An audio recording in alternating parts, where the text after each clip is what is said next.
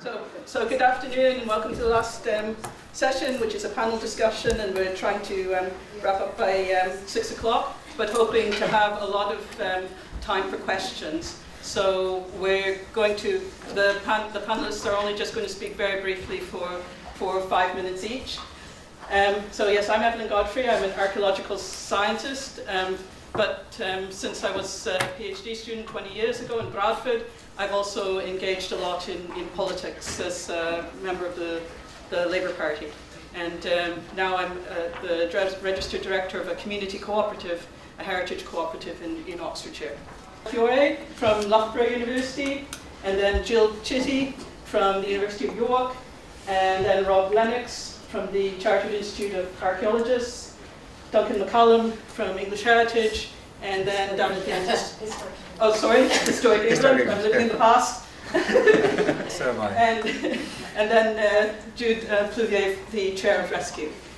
So as I say, the panelists will speak for about 5 minutes each, and we've asked them to talk about their role in their organisation and how it's shaping policy and practice. What are the main barriers to providing research and evidence to the government?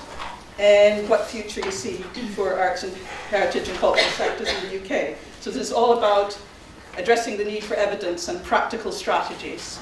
So I'm an academic based at Loughborough University. My title is Professor of Communication and Media, but in fact my expertise is neither in communication or media, and I am really a scholar of cultural policy, and I've been interested in evidence-based policy in the cultural sector for a long time, and this is the impact and how we evidence and the problem that go from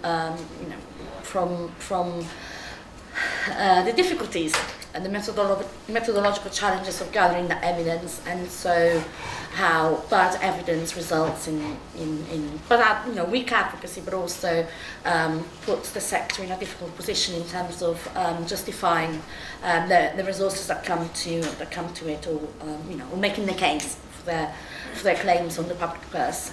And as an academic, the question, what should your institution do to help provide evidence for policy? Well, of course, as those of you who are based in the university know, we are currently under great pressure to make our research useful and to demonstrate the impact of our work on the world. Not, in a way that is not that dissimilar really to the pressure that has been on the arts world for a while.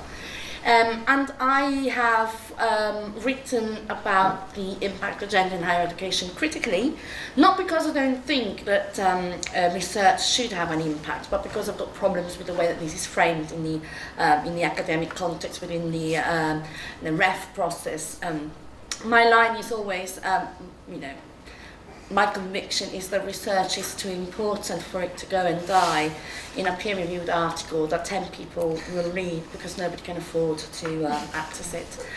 So I'm a firm believer in that. However, having given thought to the idea of evidence policy for the cultural sector for a long time, and having had currently for the past 6 weeks my life taken over by work on a funding bid to the AHRC call for a collaborative centre for cultural value, which has as its goal to foster the more effective use of evidence on the part of the cultural sector. So for the past 2 months, I've been thinking precisely about how do you create a structure that has academics in it, but also partners, stakeholders that can do that. So I just thought, well, since this has been so prominent in my mind, and since we are at the point in the stage when we kind of know who's bidding, so it's not a secret anymore, I'll just perhaps start to share some of the vision that me and the partners have been developing. And the problem, I think, we've talked about today a lot, we've heard a lot about the importance of data and good quality data.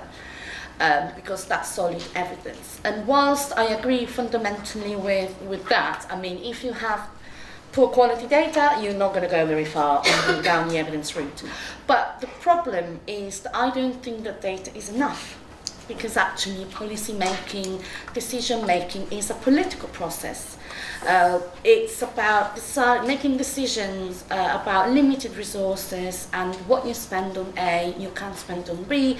And so ultimately, that decision might be driven by evidence, might be driven by data information, but it's a political decision about the kind of society we want to live in, and it's about the kind of priorities we have as a society, and it's about hierarchy of value. It's about, what we think it's more important among very worthy things that you can't fund in their entirety. So insofar as it is a political decision, I think that actually what's needed and what university and as academics can contribute is not necessarily just raw data, but actually is insight, is a reflection on what the data is telling you, and also a mapping of the different routes that the data might take you, so that actually those who have the responsibility to make decisions can make them more effectively. Because actually part of the idea, what I resent about the idea of research impact is the violence in the term. Academics are not walking around town with a big bat just hitting people with their research and just bending them to some kind of other shape. And if they do that, you want to worry about that. But it's about giving insight, using our expertise to help interpret the evidence for those who have the democratic right to make decisions, because that's their role and they've been elected, and I'm not sure that academics should necessarily meddle with that in a drastic way. So for instance, if I may refer, and she's not here so I hope she won't mind me doing that, but some of the interesting data that Max cited earlier regarding the way in which a policy that the UK has been traditionally very proud of, that of free entry to museums, has resulted in larger audiences but less diverse audiences on the basis of, from a point of view of class and ethnic background. Well, that's data. So what are we going to do then? Are we going to say, well, let's just scrap free entry then because it hasn't worked, has it? There are, or is there something else going on? So the data on their own do not point necessarily automatically to a decision. But certainly don't appear with a flashing light that tells you what to do. Data needs to be interpreted. Why? Because it might well be that you decide at the end, you make the political decision that the significant amount of money that you invest in free entry to museum is not justified. However, you need to know what else is happening, because I might suggest that rather than focus just on free entry to museum, we might want to think about what else has happened in the country whilst the audiences for museum grew bigger and less diverse. Well, creative education, arts education in school has been under severe attack, which means that fewer schools can afford to take children to cultural activities. I live in Warwickshire. My daughter's school went to Compton Verney last week, and it's a beautiful place to go, but we have to pay. And not all families would be able to pay for a day trip. So if you start looking at the broader picture, bringing other data, other information into the analysis, you'll find that actually there might be something else going on here, and it's not just about free entry to museum is a socially regressive policy. And I think where academia has a role is in working with the sector in making sense of the data, so that we really know what the real picture is, and we can make, or the people who have to make decisions can make more informed decisions. And that should be a collaborative, co-produced process, and that's, I think, where the future is. So my name's Gill Chitty. I work at the University of York in the Department of Archaeology, where I lead two programs in conservation studies. We have a lot of international students, but a lot of UK students as well. I'm Associate Dean for Teaching and Learning in the Humanities, Arts and Humanities faculty, which means I have a kind of oversight of a big pool of cultural hybridity, which covers music and archaeology and philosophy and theatre, film and television, and lots of exciting subjects. And we do a lot of work in cross-disciplinary and interdisciplinary research and teaching.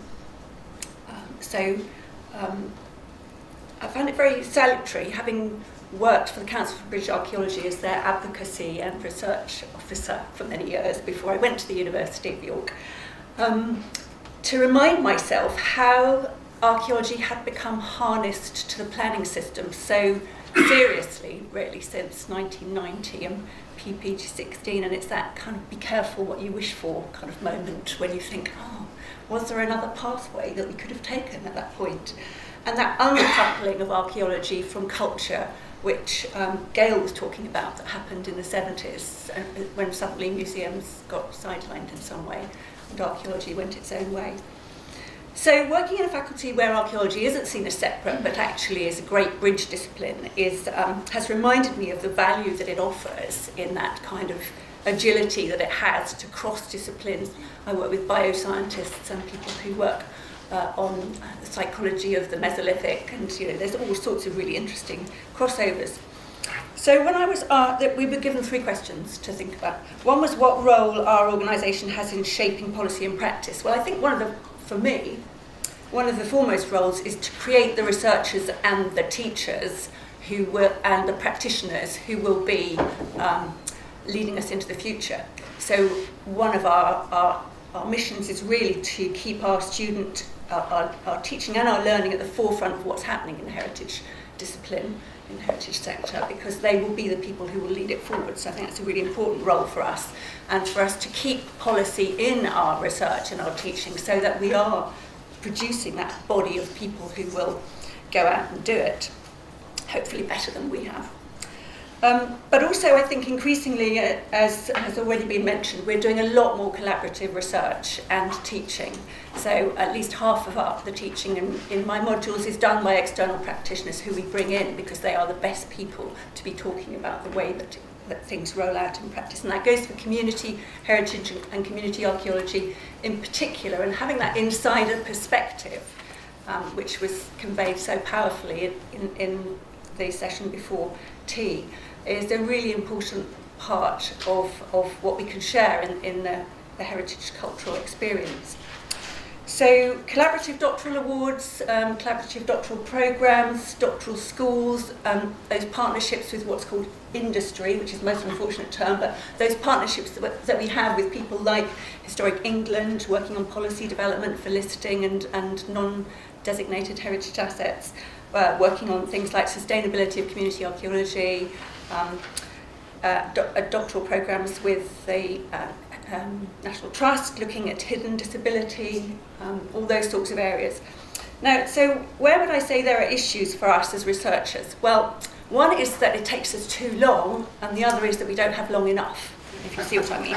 So 3 years, or really realistically 4 years for a doctoral research is a long time for an organisation to wait for a policy outcome, and they're probably not going to. So the sorts of research that we can do in those programmes is only a certain kind of research, and it's quite slow burn. But the reason that I say it's not long enough is for the reason that was touched on in the last discussion, that for really good longitudinal research you need a decade to see actually a shift in pattern. And our funding rounds are maybe 5 years if you're lucky, possibly not even that long. So I think those are challenges.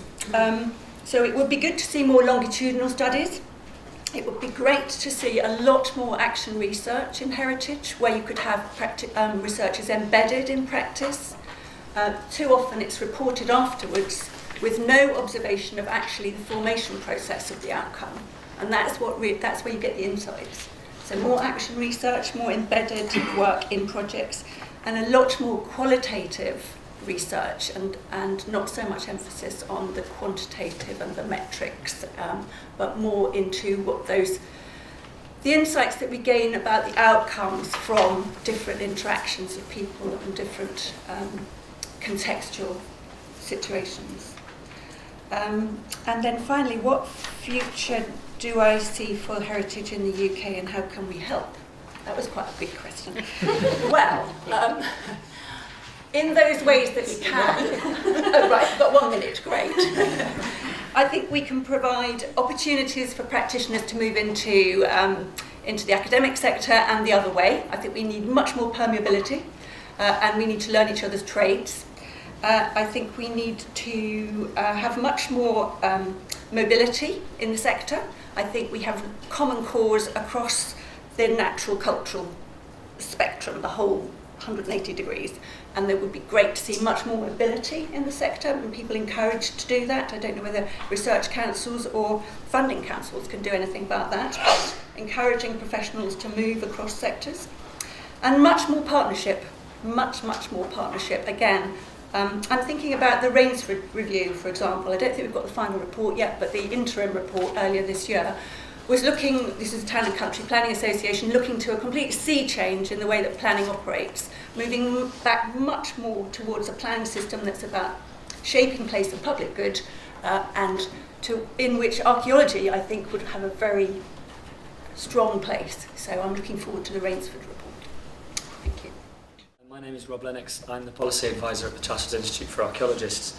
The Chartered Institute for Archaeologists is the leading body representing professional archaeologists in the UK and overseas. We were asked to consider how we shape policy and influence practice, and that pretty much defines CIFA's role in terms of that professional archaeological audience.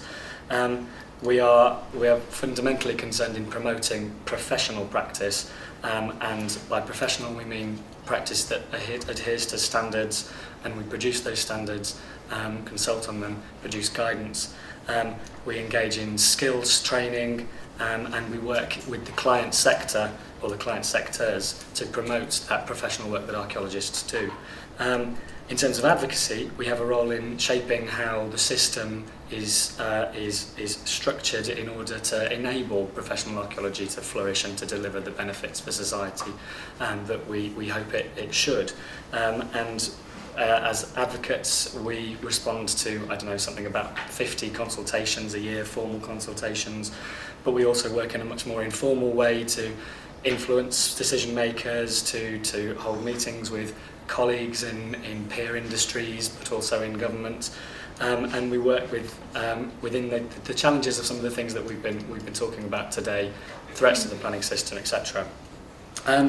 Now, there's by way of talking about the other two questions about what are the advocacy barriers and challenges, and what does the future look like and how might we influence it, I wanted to talk about the element of the title which says changing landscapes, key issues for the changing landscapes, and the Chartered Institute has been around since 1983, at which point there was no comprehensive planning system for archaeology, comprehensive inclusion of archaeology in the planning system. The profession was extremely nascent, and in the 40 years, or nearly 40 years since then, there's been an enormous change in that landscape, almost unrecognisable. We've seen a huge generational shift in who archaeologists are and what their outlook is and what they are like as individuals and professionals engaged in a role. I think that is well exemplified by the process that we're currently going through as an institute to develop a chartered archaeologist grade of membership, which really aims to put us on par with some of these other professional sectors that we have so long emulated, like the architects, like the chartered surveyors. There's been a huge change as well over that period in terms of how we as a society and as government and as individuals on the ground understand concepts of what heritage is and how it is relevant in society. We talk about some of the challenges of getting our messages across to government. They've internalised an awful lot of the heritage value debate over the last 15 years. So much so now that it would be very difficult and unusual to find a politician, a high-profile politician, who will stand up in front of a camera or a microphone and say, "Who gives a crap about heritage?" They won't say that. They probably wouldn't also say that word either. But they don't say that. They've internalised the value. So there is a huge change that's happened since the 70s, the 80s, and even the 90s, when those messages weren't necessarily accepted so readily. And there's been a huge change in how advocacy works. The whole public affairs industry has grown up over that period as well. So the gatekeepers for how you get to the influencers have changed. The professional mechanisms that exist between you and the politicians, the formal mechanisms for consultation, and the changes in informal consultation mechanisms, and the changes in the approaches to advocacy and activism, and the way that we can influence as individuals the system. No one could have anticipated 20 years ago that Twitter would have been one of the most effective influencing mechanisms that we have today as an individual wanting to talk to a government minister. And so, by way of answering those other questions, I wanted to think about where else this change might take us and how extreme it might otherwise be 30 years from now. And as a kind of a bit of a thought game, I sort of thought, well, there's a lot of talk about, in meetings like this, about how unprecedented the change is and the threat and how many consultations are coming our way and how much policy is changing. And I sort of have always had the position that change has always happened, threat has always happened, threat will always happen, and there will always be things to deal with in terms of policy change and policy movement, and that the sun will always rise tomorrow for archaeology and for heritage, no matter what happens. And so to sort of entertain some heretical thoughts about what would happen if the planning system collapsed because economic changes forced it to local authorities to go under and to reformat, or that we lose all the rest of our local authority archaeologists. What would happen if funding for Historic England was pulled? And actually, I don't think that would destroy archaeology and heritage. The only terminal thing that can happen for archaeology and heritage is that people stop caring about it. While we've got that, we will always have a way to build something around this. A return to the rescue era would be awful. We don't want that. We do not want to lose the system that we've had.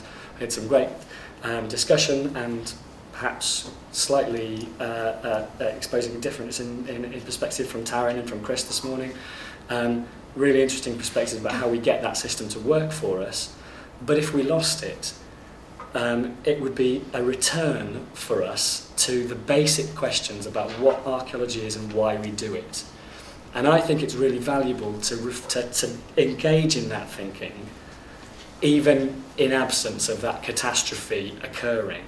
And so I think in thinking about what the future might hold for us, it's very, very valuable to return to the basics, to return to what archaeology is and what it does, because there are too many people who work in the commercial archaeology sector and in other places who do their job. They go into their trench on their development site that they'll be on for 6 months or however long, and they dig the site. They don't have a reflection on where they sit in relation to society. They don't know what value the stuff that they are doing is going to have in the long term. Not everybody, there are great examples, and I'm not criticising these people as an industry, but please stop that sign of arrivalness. But I think it's really valuable for us to think about it in that very broad and basic sense.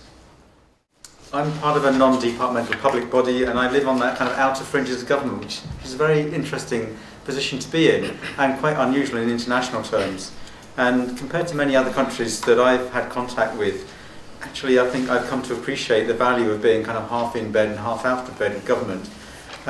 You kind of end up being two-faced on some occasions. Recently I was there was a meeting about planning reform. I briefed the government and I briefed the heritage sector, and then I went into the meeting as well. And kind of being on both sides, in the middle, whatever it is, I think is a good thing. And I think it's a sign, in my view, of the maturity of the heritage sector, that they can have discussions with government officials, and the government officials will give them the time of day. I think the heritage sector has had significant influence in recent years. I'd like to claim some of the glory for myself and my own organisation, but I think I'd say a lot of it is down to people like on the other side of me, the more kind of edgy side of things, the more consensual professional side, the professional bodies side of things, and actually what you need is a whole range of different perspectives. Yes, we need to work together, but speaking with one voice only gets one opinion across. I think there is a place for different perspectives, all heading in the same direction. I think that's what I'm interested in trying to help achieve. In terms of constructive collaboration, I think there's a lot of really good work going on within the sector. It's not as good as it could be, but it's getting better.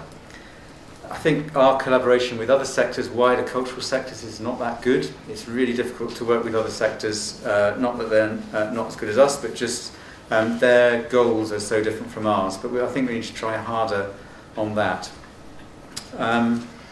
Now, we in Historic England, I think, are tremendously reliant on the other people on this table, really, that we can only go so far. We can approach government, we can criticise government in public, but we do it carefully and very selectively. And in measured terms, we don't use the kind of terms that Rob can use, for example. But I think, that, again, those different voices are absolutely essential, and as long as we're broadly heading in the same direction, I think it's okay, and it's okay that we don't agree on everything.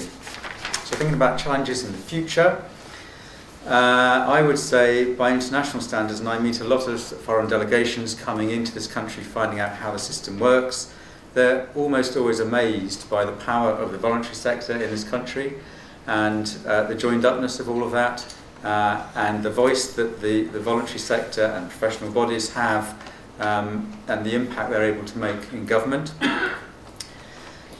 So I think generally that we're in reasonable health, but that's not good enough. I think we need to try harder on that. On the research side of things, Gill's absolutely right, heading in the right direction, much quicker stuff. It's not unusual for me to be in a position where we need to establish a policy position in an hour, frankly. That's the phone call. There's a briefing needed in an hour. 3 hours is luxury, a week is really amazing. So 3 years is beyond my comprehension. I can't think that far. So I think that the active research is the way to go for me, because I can really see how academic perspectives would help us. The danger is, in my world, you just live by the moment, answering that specific query, then you're on to the next query about something completely different. So having the action research people around and contacts in the wider sector that you can call on who have a more valid, balanced perspective than I would claim to have. I'd say we need to pick our asks really carefully of government, very selective in what we do. The Woodland Trust this morning was a classic example of picking your asks carefully. I think that was a good way to go. You don't get everything you want, but you might get some of what you want to ask for. We need to work better with the wider non-heritage sector, wider public, and think about how we can get them more involved and how we can get them to speak authentic voices about heritage and stuff they care about, so it's not just filtered through the professionals or the informed voluntary groups. The other thing is finding not the usual suspects to speak on the heritage's behalf. We spend a lot of time trying to work with property developers who are not the kind of people that you would expect to speak out on behalf of local authority resourcing. If you can get them to say that, which they do, about the need for local authority experts, government's frankly going to listen to them more than they're going to listen to us going on about local authority staffing. So it's about finding unusual allies and using them. We're never going to have enough resources. We're always going to be stretched. So I think how we prioritise is really important, and finding ways, perhaps using webinars or other kind of digital techniques to bring together different organisations so we can talk about these things, about policy issues that pop up at fairly short notice, and pull together some thinking about all of that.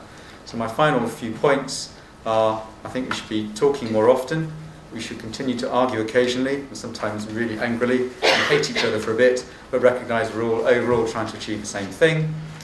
I think we need to keep on pushing at the edges of heritage and who our audiences are and what it is that we care about. I think we need to be better at gathering evidence, more collaborative, make the findings clearer, express the findings in ways that other people understand them rather than just academics or people like me. I think we need to broaden the base of activists. So you can be an activist in so many different ways, and new media is an excellent way of doing it for other people. So I think finding different ways of doing that. Building relationships with government officials. I so value my relationships with some government officials. They are very, very important, and I'm very worried if anybody ever talks to them, because I'm worried that they might get a funny other view of heritage. So building up those links over the years is vital, and that's not just for me to do, it's for others, and I know that CIFA and CPA and others do that and work at them hard, because I sometimes get phoned up by government officials saying, I've got an idea about X, Y and Z, and I know it's CIFA that have just given them the idea. So those relationships do work, they are important. And my final point really is, in equal balance, I think we need to celebrate successes and sound the alarm bell. Frankly, if you do one all the time, government, if you're just sounding the alarm bell, government will just get hacked off with heritage and will put their money elsewhere. Equally, if you just celebrate successes all the time and the glories and how heritage is delivering new houses and economic growth and sustainability, they'll go, well, that's all right then, isn't it? We don't need to worry about heritage. So there's a kind of balance there, really, and I have no idea how you get that balance right. As co-sponsor of this event, I'm taking a very organisational view, and I'm delighted with the way it's gone today. It's been really excellent, and thank you all very much for coming. As you heard earlier today in the first talk, rescue began in 1971, following more than a decade of growing concern about the level of archaeological destruction in the 1950s and 60s. This was a response to an extraordinary crisis, with the realisation that there was far more buried archaeology than previously realised, and that there was a post-war boom in private development and infrastructure projects. At that time, there was a tiny government budget for excavations, and it was heavily dependent on volunteers, with virtually no regional structures to monitor or to carry out archaeological work, except, of course, in the museums. There is a great quote from a pre-rescue conference in 1969 when professional archaeologists were described as collectively diffuse, woolly, disunited and unaggressive. Don't know how many of those still apply.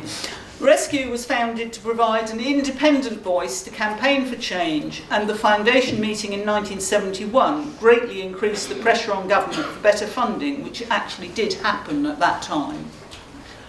Much has changed, as we've heard, in the practice of archaeology since the 1970s. Significantly, the establishment of the AHRC in the 1980s, giving the local knowledge base for understanding and managing the known, and coping with the still ever-expanding resource. And secondly, of course, the formal inclusion of archaeology in the planning process in 1990. Again, it was actually rescue that publicly highlighted issues in the late 1980s, particularly in major cases such as London and York, where important sites were being inadequately recorded under what was essentially a voluntary scheme of sometime developer responsibility. The publicity around these cases certainly influenced the production of the planning policy guidance and ensured the application of the polluter pays principle.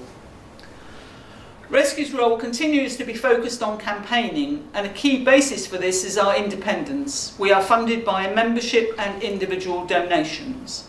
This is not great in an age of declining memberships for many organisations, but something that I hope all of you here today will do your bit to rectify by signing up with the forms you've got or online. Our council and the elected officers are also all volunteers with almost no paid support, so we cannot always respond to the myriad impacts on the historic environment of changing government policy. But we do try to shout as loudly as possible when we think it matters, particularly if we think vested interests are obscuring the key issues.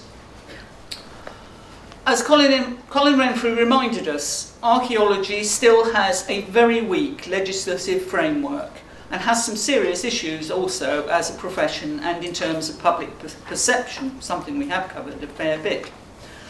There has been pathetically little improvement to heritage law, particularly in England, for decades. The archaeological community agreed in the 2000s that statutory provision of historic environment records was a minimum ask, and yet this is as far away as ever. This is despite the HER being an essential requirement in the planning process, and a government-commissioned report by Howell and Riesdale in 2014 on the state of local authority archaeological services also suggested legislation was the backstop if other measures to protect services proved unworkable. I assure you, there has been no protection of those services. In the countryside, both buried archaeological deposits and the visible evidence for the way we have shaped the landscape also remain woefully badly protected. Many nationally important sites remain under long-term cultivation and so on the Heritage at Risk Register because there has been a failure to change the single clause within the 1979 Ancient Monuments Act that allows continued cultivation rather than true protection. As with so much else in the shadow of Brexit, it remains unclear whether so-called public goods will really be the basis of a new agricultural grants system, and indeed whether such public goods will include significant benefits to the historic environment. For this session, we were asked about barriers in providing advice to government. I think a major consideration for all of us is the short-termism of much of the political system. No sooner has one minister or junior minister had the subject explained than he moves on to another post. As we've heard other people say, heritage and culture generally particularly suffer from being the responsibility of the smallest ministry, DCMS, and archaeology in particular is frequently significantly affected by other more powerful departments such as DEFRA and the Ministry of Housing, Communities and Local Government. To some extent, we simply need to be flexible and point out problems and seize opportunities as they arise within the currently bizarre political cycle. I also think, though I'm conscious that I'm sitting right next to a representative, that the official national voice, Historic England, is weaker than it was formerly. As archaeologists, we are very concerned that constant financial cuts and reorganisations have hugely reduced the specialist knowledge within the organisation, and these previously enabled it to be a source of new initiatives and an authoritative voice. So what is effective? Rescue's experience is that we have to have public support to make our voices heard. Sadly, we never achieved our founding objective of being a mass membership organisation. Only the National Trust manages that, don't they? But that won't stop us recruiting wherever we can. And we are well aware that we can build a different kind of public awareness and support via social media. And for example, when we expressed concern about the way the EU withdrawal bill last year was failing to incorporate key environmental principles into UK law, we pulled in nearly 3,000 signatures in 12 days to our online letter to Parliament. Not bad for a very small organisation. It's impossible to measure whether the subsequent circulation of this letter to targeted members of both houses had any impact whatsoever.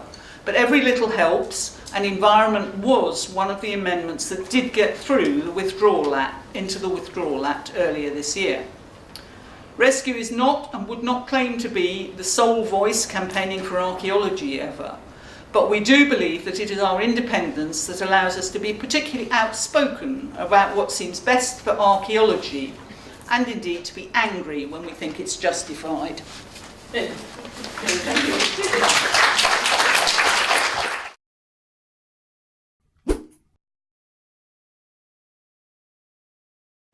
I was thinking, apart from specific questions to the panelists now, if there was anything from the whole day that you've been wanting to comment on or ask about, now's a chance to bring that up as well.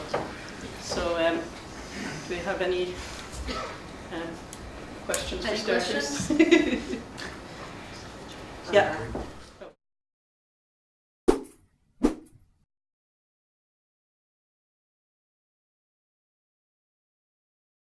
I think the 16 billion figure that you're talking about is the contribution that the wider heritage sector makes to GDP. Yeah. So that's not the amount of money that archaeologists are earning. I wish it was. If that's the way around the question is being posed, it's then why are not cultural industries, museums and archaeologists funded better through public subsidy, because they are generating so much for society, for the economy, and that is the argument that we regularly try to put, and that is why Heritage Counts generates that data that we can use to take to government ministers to say, don't cut this because this delivers public value, this delivers contribution to the economy. I don't think there are any particularly rich parts of the heritage sector who should be giving their money away, if that was something that you were saying. Yeah. Can I just very quickly add, and the particular challenge at the moment is that any charging for any additional service is seen by government as a kind of added burden on business, and therefore it's very difficult to get that through, even if there's strong evidence Maybe in a short while, in a few years' time, that might be possible, but it's difficult to push those arguments through government at the moment. I think it's also difficult to say that the charge should fall on just solely on the bodies that generated that specific bit of archive every time, because actually it's the end product of a process, and that process, that is the end bit that we want to keep. It's the essential bit at the end, and therefore I think actually society has an obligation, and we have thrown this one back at historic England a few times. We also shouldn't forget that the developers who pay for archaeology done through the commercial system are creating a lot of public benefit. They are providing that subsidy so that archaeology can be done, and they are paying for the engagement that is done, they are paying for the knowledge gain that is created, and part of our interest in examining that system, that is a commercial system, a commercialised system, is to say how do we make the most out of the potential that that process of getting money in and creating a benefit is able to do. And so that's what Taryn was talking about earlier, is to say we've been trying to do that since Planning Policy Statement 5. We have a lot of potential to change expectations within that system, change the expectations of the developer in terms of what they're getting out of it for their money, in terms of creating something good, corporate social responsibility, social value, all of those kinds of things that Taryn was talking about. And ourselves as archaeology effectively curating that system to be able to produce the right benefit so that we're not just taking that money and doing something with it that nobody cares about.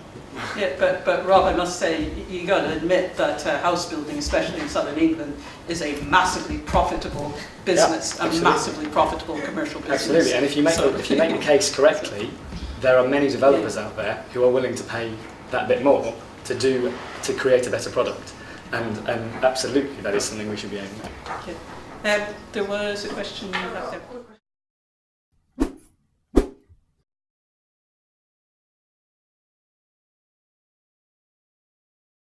So firstly is to say that I don't think all archaeologists working in the commercial sector are disconnected from the value and the benefit of what they do.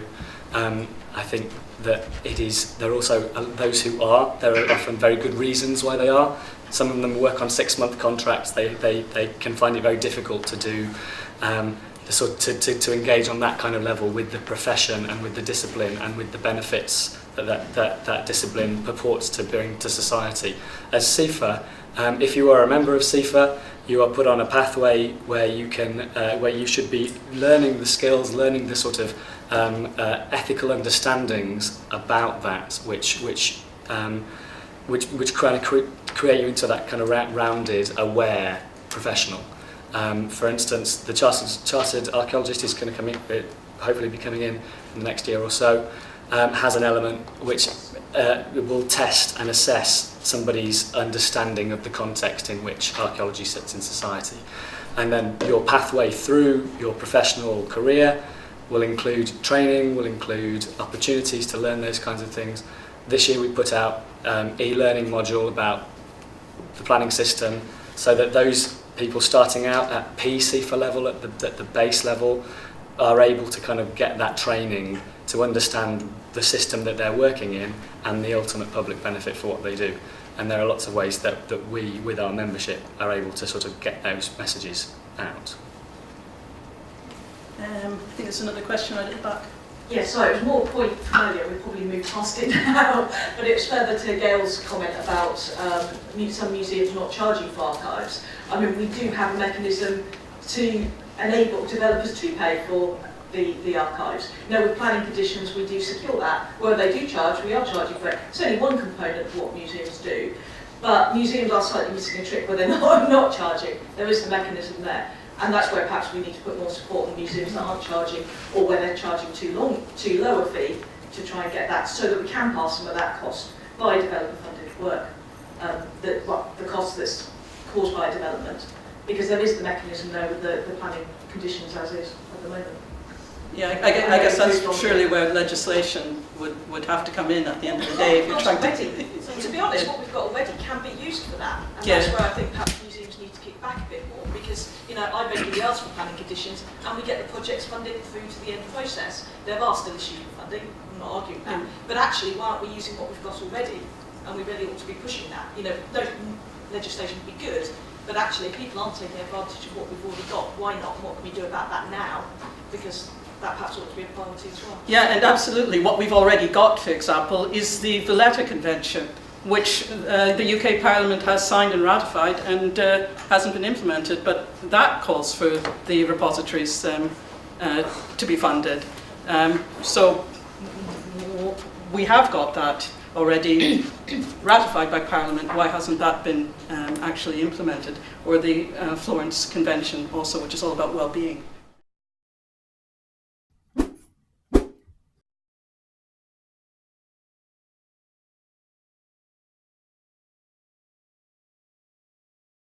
Maybe we should answer that one after the other.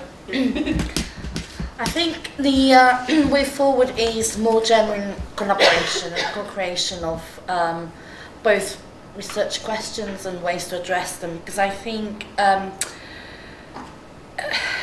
the problem at the moment is the academia is not able to respond, that kind of, I've got an hour, tell me.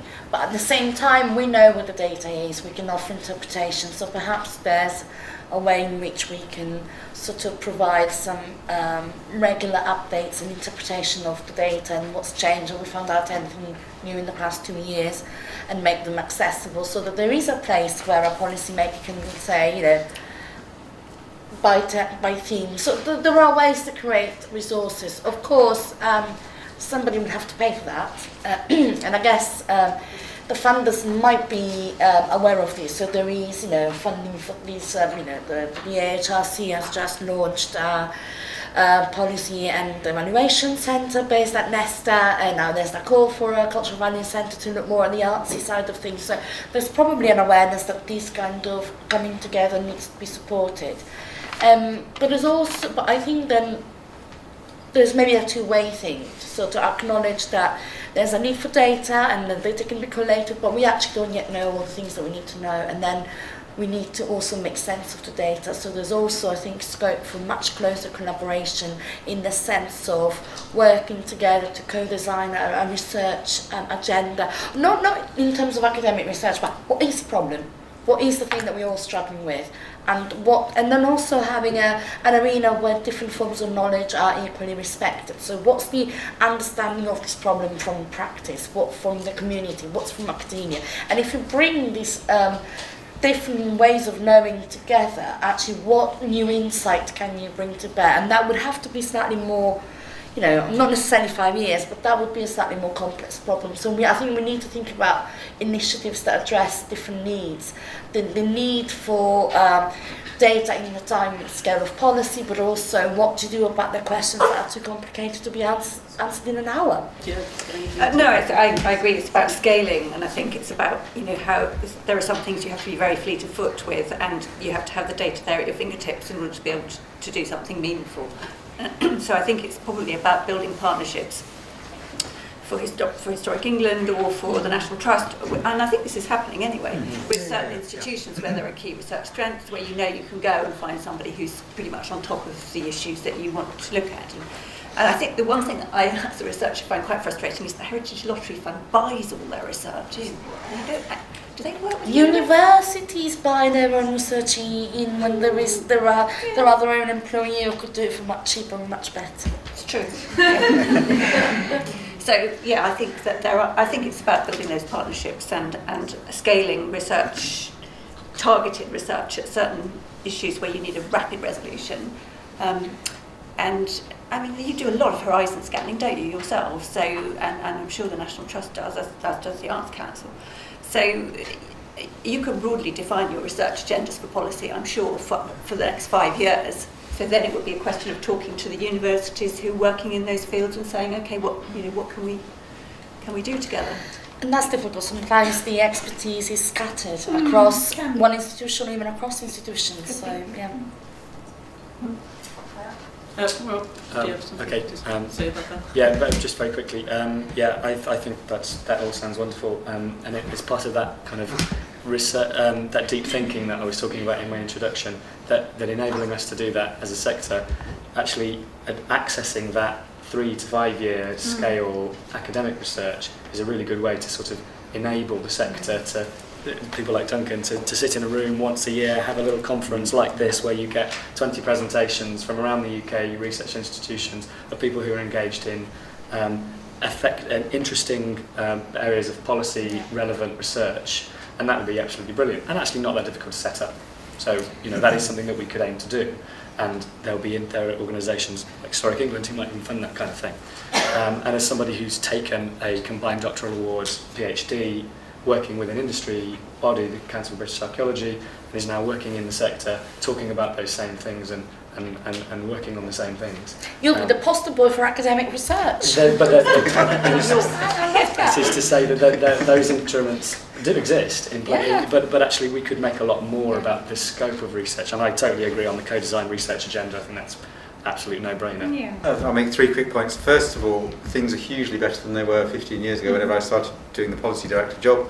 I remember in those days, it was like, blimey, there's a piece of research that's relevant here. It really was quite surprising to come across stuff that actually could be used in policy terms. It was about tall buildings. Thank you, Newcastle University. Now it's very, very different, and there's a lot more conversations going on about stuff, so it's very, very much better and more focused, so that is really good. So I don't want to be too critical about things. Secondly, I take the point about sharing the horizon scanning thing more. I think we need to be better at that and have that dialogue so that we can help people with that 3 to 5 year stuff. And thirdly is a really practical one, which is, well, people should be, and it's not just me, but you should be pitching bits of research when you've done it to people like me. Send me a paragraph saying, oh, we're doing a piece of research about this, you might be interested. Because we stumble across bits of research that we didn't know existed that are really hugely relevant, or may have been relevant 6 months ago, and we could have had a conversation. So people like the National Trust, I'm sure, would be really interested now how you kind of find that platform to do that. But it really is, one paragraph, here's a piece of research about this, that and the other. And some of them may not be interesting, but some will. So I think that would be, finding a way of the exchange would be really helpful to me. And then if I don't have an interest in it, I might know someone who might be interested. And that way you can pass this stuff around the policy world to other people. Am I allowed to just interject one more? Has Historic England given any thought to the kind of research observatory kind of idea which Public Health England have, which is around a place where it's a bit like grey literature for archaeology, but it's bigger, which would be talk to the ADS about it. Maybe there's a bit of pilot work to do there about a way of harvesting all of this data, so there was some kind of it would save us a lot of time as well if we could find it all in one place. Just harvesting research that's been completed and getting that soundbite about. I can't believe it hasn't been thought of by someone in our organisation. I think there's an element of that in the AHRC call for the collaborative service for cultural value, but it wouldn't be specific to archaeology. It would be right. Cold chain. And would it help in that regard widening participation in the Heritage Council?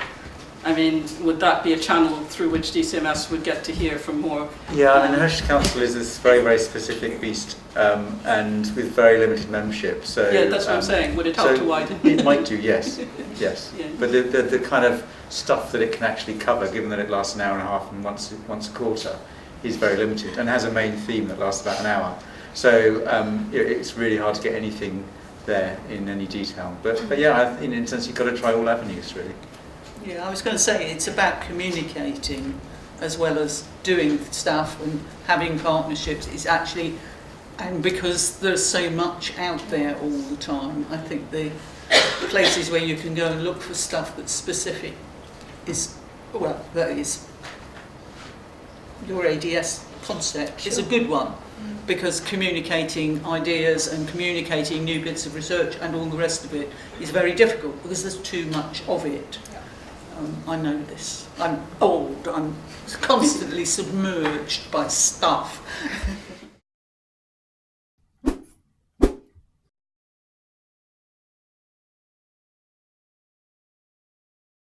So I do think you need to separate advocacy from more general exploration, certainly from research, in the sense that research will go in any direction. Advocacy probably can't do that. However, my contention has always been that, by the same token, advocacy is based on dodgy research, of which, I have got a little collection of absurd things that have been said.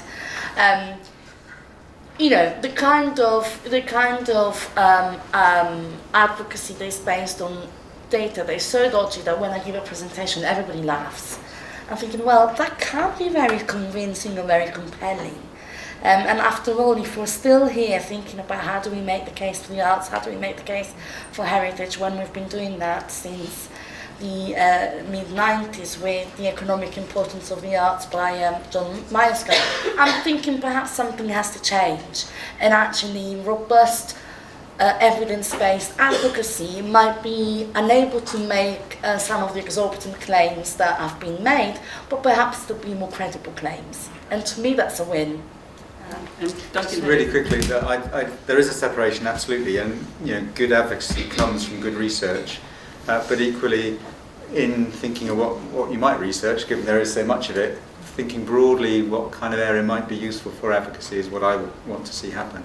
So I think there is a separation, there should be, because dodgy research doesn't help any of us whatsoever. It's really damaging. Because people are treasury and stupid. If we all giggle, they will too. so we had one, and then one over there. Yeah. What role do you think that local archaeological societies can have and should have? I hope everybody will join a local archaeological society, but what role they have? I'm thinking particularly of convincing planners and local councillors that archaeology is important in the planning. Anyone? I'll go. They're really important, I'd say, because we at Historic England speak with a kind of national voice, and so we have one perspective.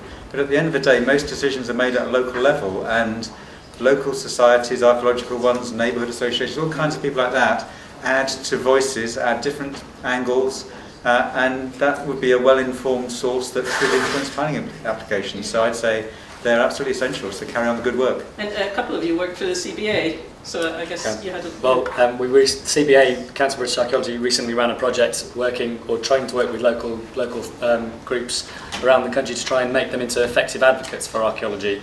And I think somebody mentioned earlier in the day that local groups are struggling a little bit with a purpose. A generational change has happened, and a perhaps less valuation of that strong voluntary history that archaeology has. I think that can be revitalised. We just need to find the right roles, we need to find the right ways to get people engaged. It may not end up looking like it used to 30, 40 years ago, but absolutely they have a huge role to play in selling archaeology to policymakers, and can be a massive tool for advocacy. And as Colin ran through said very early on, it only takes 20 or 30 local letters to influence a decision. That's a very modest-sized local archaeology society. Was it Peter who asked that? I also think, Peter, that local people are much more likely to know the things that are of value to other local people, and therefore to be the really strong advocates and champions for what matters in a locality in a way that a regional or a national body can't possibly know. And I think at the CBA, when I worked there, we were very much led by supporting local campaigns, because those are the voices that really count at local level.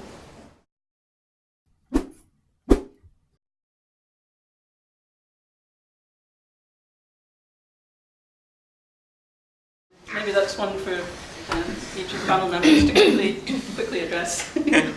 That's not an easy one to address quickly. Well, there's quite a few things in there, really. One is about the particular way in which the current planning system is driven by growth and by housing demand, and archaeology is harnessed in a sense with that. So there's that kind of economic argument. Then there's the issue about the actual, you're talking about the market failure argument about archaeology, that basically there are certain practices who undermine the market by pitching for the low cost. That's an institutional matter for the profession, really, I think, to address, really, rather than a societal one.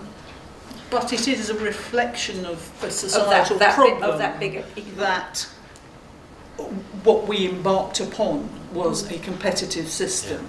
Sure. And competitive systems within society tend to push things down unless there is pressure for value in exchange, and that's what we haven't really achieved, and I'm not sure we will ever achieve it under the current mechanism. Just give Rob a bit longer to think about that. I would also say that, thirdly, that I think some of the research that seeks to monetise cultural value is really, really damaging, because it suggests you can put a price tag on someone's enjoyment or a view or whatever. Anyway, Rob, over to you. I'm happy to answer, but also Taryn has been trying to jump in for a couple of Well, I was just going to bring that back round to when you were talking about doing research and commissioning universities and commissioning people. I think, just to re-emphasise the point I was trying to make earlier, to make that research collaborative and involve, people like Dan and people who are actually going to be putting that policy into action, because otherwise that's the fracture. So I think the sector undermines itself by, so we all collaborate on research and the advocacy, and shifting the view of heritage and how it's perceived. I would agree. I would just say that yes, there are problems with the system that we entered into 25 years ago around issues like that. The element of competition and how that affects a marketplace to deliver a service. And I'm very, very happy to discuss that with anybody over a glass of wine. But also, I just want to flag the thing that Gill mentioned before, which is the Rainsford Review of Planning, which is a great opportunity to talk about how you might fix that kind of problem in the planning system, and introducing a purpose for planning, which does not exist in England. And they're talking about doing it in Scotland now, and the Rainsford Review is also talking about, could institute a lever by which you can say to archaeologists and other people working within that system that there is a clearer line between the service that you produce and the reason why you're doing it, which at the moment is perhaps less clear than it could be. The points I'd make very quickly. Interestingly, perhaps surprisingly, this government's become very interested in well-being and the issues around how environmental things can help people's kind of quality of life and what have you. So I think the research and the money they're putting into that's quite interesting. Secondly, I don't ever wish to disagree with you, Gill, but the kind of natural capital accounting is a really interesting thing happening in the natural environment world. That's now beginning to translate into cultural capital accounting. And DCMS is now very interested in that. It is monetising, but I personally think it's monetising I can probably live with. But kind of watch that space. It's an interesting area to explore. Frankly, if the natural world's doing it, natural environment's doing it, we're behind the curve on that one by several years. So we've got to catch up on that, at least to make the case to Treasury. And thirdly, really to answer the question, it's all about money, yes. The budget's on Monday. Let's see what the Chancellor says about heritage.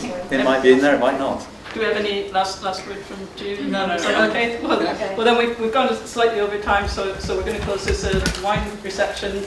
Yes, one last few words. First, if you can thank the panel quickly, but also I'd like to welcome Rodney Harrison to the stage, who's a professor of heritage studies here at UCL, and without which this event would not happen. For the panel and all the speakers.